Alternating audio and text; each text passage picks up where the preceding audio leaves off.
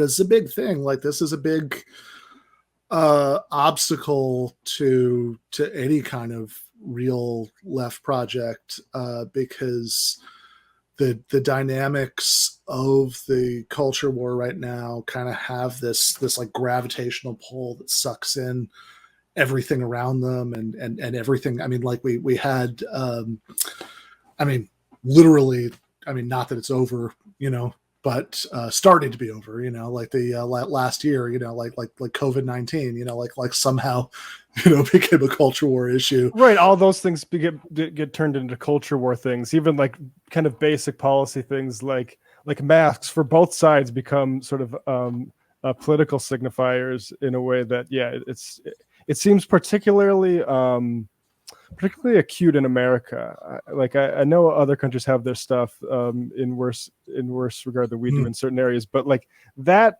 particular thing where, I don't know if other countries have like guys who are burning masks, or going like mask burning parties and like dying from COVID. Yeah, right. I don't. I mean, maybe a few. I mean, I guess like I think maybe the right wing in Brazil is like a little bit like Fair that. Enough, yeah, right.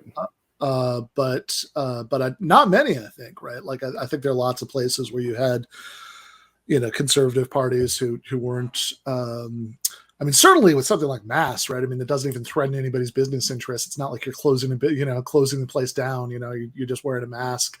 I don't know that you had a lot of that most other places. And not that it's anything like as bad, because clearly, it's the more important thing is taking the public health precautions, especially at the height of the pandemic last year. But like there is also some like weird stuff going on the other end where like people got really excited, I think, about COVID in a weird way, because it was like sort of the golden age of totally justifiable scolding. That you could like get mad at people all the time, and it's like, no, come on, like literally this could kill people, right? And the people focused, where it's like, the reason that the numbers are going up is because the asshole you saw didn't have a mask. Like the real reason, of course, as we all know, like the problem with even like the vaccinations right now is because we don't have a health system that gets people vaccinated.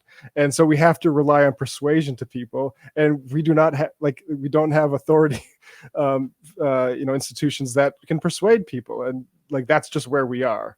I think it's very revealing, and again, this is kind of the trap of like, you talk about the culture stuff, but then you get into why, like the people who really haven't gotten vaccinated, and like who, if they're not vaccine skeptical, they're like it's a big deal to get vaccinated and be out of commission for like 72 hours because you have a fever all of a sudden. What if you have to work a job or take care of kids or do both of those things, right? Like these are the real impediments that are like the culture stuff would follow, I think, if you don't have this other cohort of people that is being left out. And then also I think you actually do need some state sort of power being enforced, because I think there's a lot of people, like I know in North Dakota, they're not necessarily they're not like listening to the IDW guys talk about COVID and stuff. They're waiting for the government to say like, you're not going to be able to go to that festival or whatever until you get vaccinated. And once they do that, they'll probably follow along. And I'm curious, there's going to be a lot of like upset. And I think like, we shouldn't be like going to anybody's house and force the jab on them. But at a certain point, like if you want to be going to a restaurant, like I think I think the state just has to do it, because this is what we have when we just leave it up to persuasion. I guess this is the results we get, kind of half-assing it. Yeah, I mean, I'll admit to having had the occasional fantasy of just going full Stalinist about it, and like, it's like you'd have to do it with J&J, so no follow-up shot, just like the right. Knock on the door, hold people down, grab them, but yeah, I mean, which is which actually, honestly, I have to say, as somebody who like I was super careful all last year, and like probably on like the high end of being careful, and then like got vaccinated and kind of wanted to resume normal life, and have been a little frustrated by some people who are sort of addicted to the more defensible end of the culture war dynamic about it. And, you know, and it's sort of like, oh, you have to like wear a mask forever to like show how virtuous you are.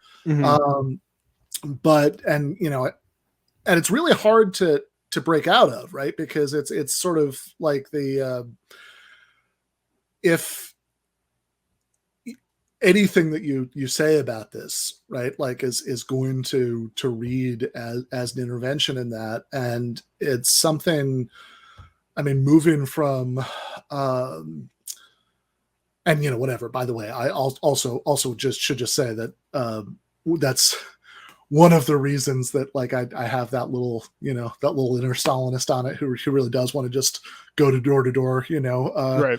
holding people down, is that like, I don't know if I could take another 2020 and like the idea that, you know, once we get the, you know, Lambda variant or whatever, Yeah. you know, that we have to do that again is really hard to take.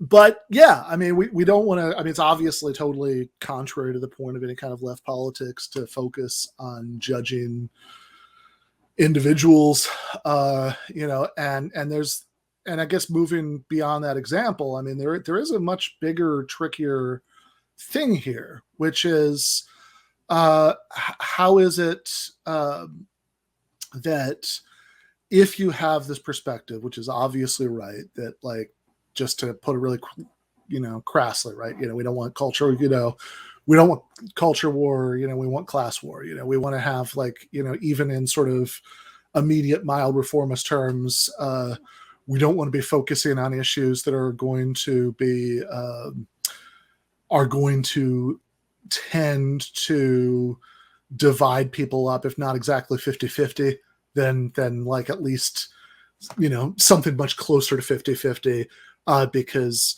it's about like culture, what people's cultural sensibilities are. You know, do you have a pronoun in your bio, or are you irritated by having a pronoun in bio, right? You know, or it's about like which news networks you watch, or what your like kind of even like family, you know, roots are, or whatever. Yeah.